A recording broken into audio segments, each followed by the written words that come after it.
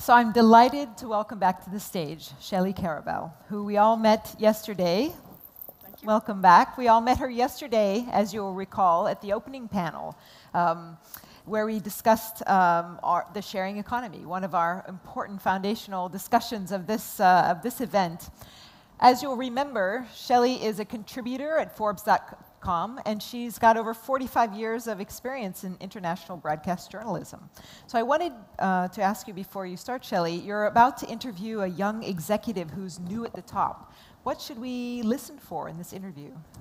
I think we should be listening to her enthusiasm and her dedication to supporting women as they, too, ascend to the top. Just remember Madeleine Albright, the former UN ambassador from the US and also US Secretary of State, said, "There is a special place in hell for women who don't help other women." That's right. So we got to remember that. That was a good statement. Great. Yeah. So, well, we're looking forward to it. Thank you very much. Thank you. So I thank you very much for all being here. I think you're going to enjoy the next couple of minutes. I'd like to welcome Mayra González to come up and join me.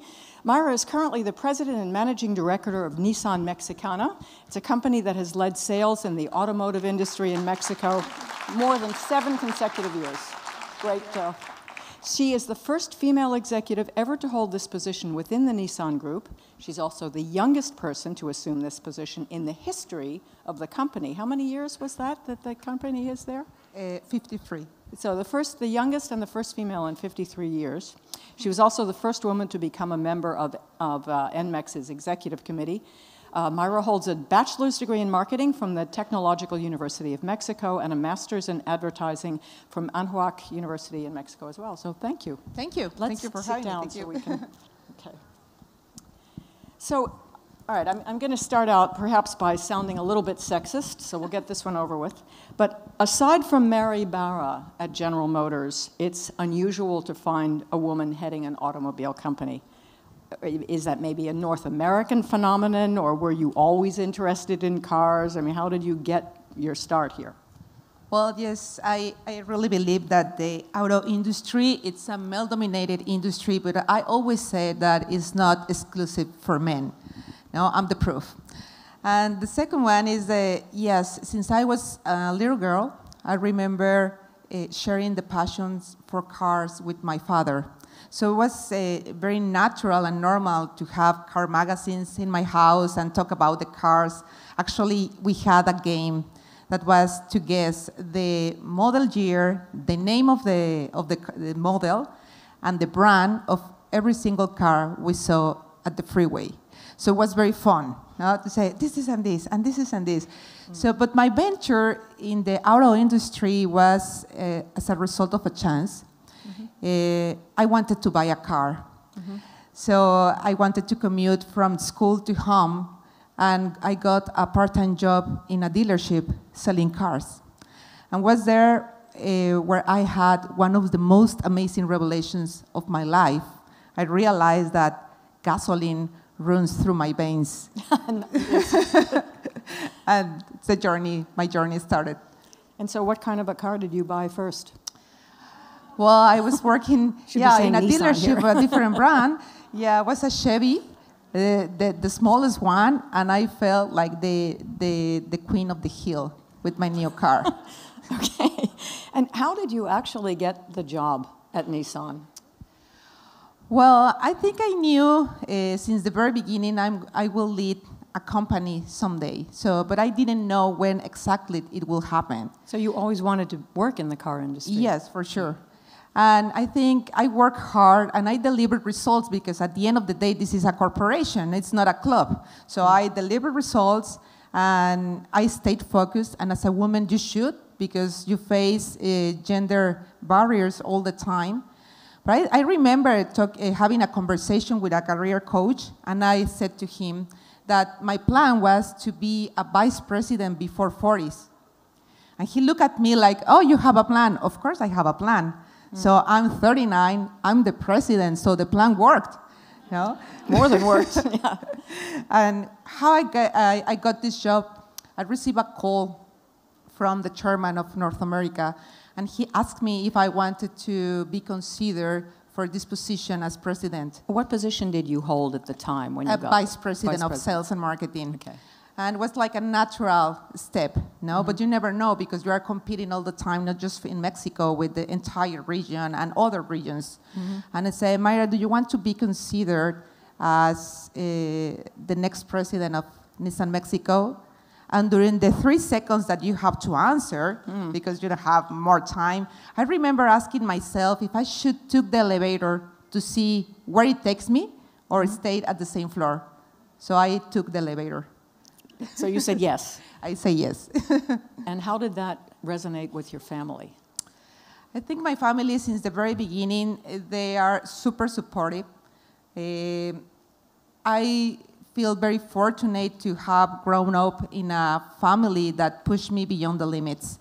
And more in Mexico, that it's like a culture that, have this kind of mindset because the machismo is still there. That's true.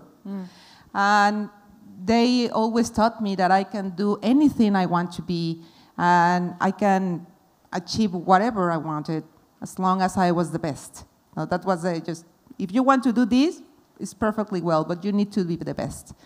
Also, I think my husband, of course, he's super supportive. He's 50% of the team. He's 50% doing the job, and is 100% supportive. I always say that he is my cheerleader, because he's giving me that push that sometimes I need. All right, so you mentioned macho, obviously, as we think of Mexico and the Latin culture and macho. What's it like for you being president? I mean, you were the youngest, and you're also a female, and you have a lot of people working for you whom I suppose are men. Yeah, I think it's funny when you hear that this is a macho industry, because I'm just going to share with you some numbers. 50% of our customers are women. 80% of the purchase decision is made by the woman. Maybe not making the deal, but making the decision. And is the only one who has the veto power over the same purchase. So I'm not really sure if it's a male-dominated industry, no? So the women are taking more and more relevance in our business. So I think it's not a matter of machismo or not. But yes, actually, I have this story that someone told me that, Mayra, you have talent, you are delivering results, you are doing it well, but you have 3 problems. Okay, Just I 3? didn't know. So let me know my problems. Okay, you are young, you are a woman, and you are Latina. It's not too much. Well, you're going to get older, but you're always going to be a woman, and you're always going to be a Latina. And I say, I cannot change any of them.